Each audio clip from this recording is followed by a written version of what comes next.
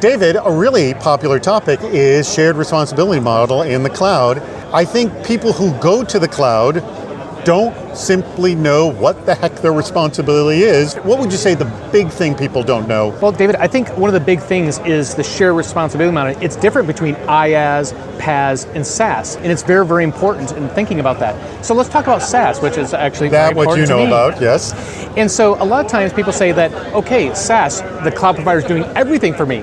Not fully correct, actually. And I think a big part of it is understanding what is your responsibilities and what you need to do that the cloud provider may not be doing for you. Let me ask you, what are you not doing for me at SaaS, at Oracle SaaS Cloud? One is identities, right? You own the identities, you own the logs, is it multi-factor or not, and you're in control of that.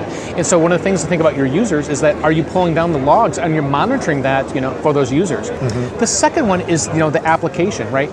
You're the owner of the application, you're the owner of the data and the users and their roles, right? Are you looking at those logs and monitoring? Because the cloud provider, they're not inside your application because that's controlled by you. If they handle that, they're way ahead of the game, I hope? They are, very much so. Okay.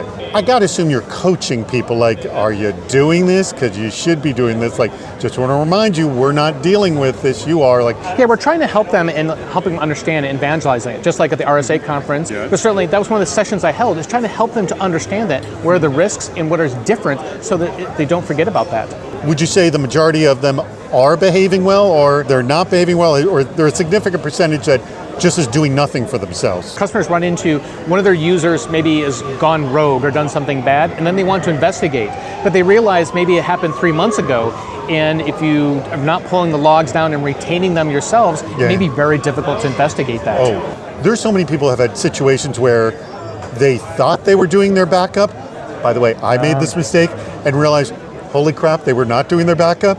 How do we know that we're doing this? Just ask for help or ask some questions, and then we could say, give them some responses. Are you doing A? Are you doing B? Are you doing C? It's a good way for people to check to know that these behaviors are still going on. Well, this is where the partners and MSPs can actually come into play. So even though you may have a SaaS, you may not have your organization and people may not have the skills on doing the monitoring, things like that, even though maybe a SaaS application. And sometimes that's one of the best choices they can look at, is having a partner that can help them do the monitoring. If anybody is watching this right now and they're like, I don't know if we're doing this right now, what should we be doing at this point? Sometimes if you don't know the answer to those questions yourselves, that means you probably don't have the expertise, and partnership is a great opportunity at that moment in time.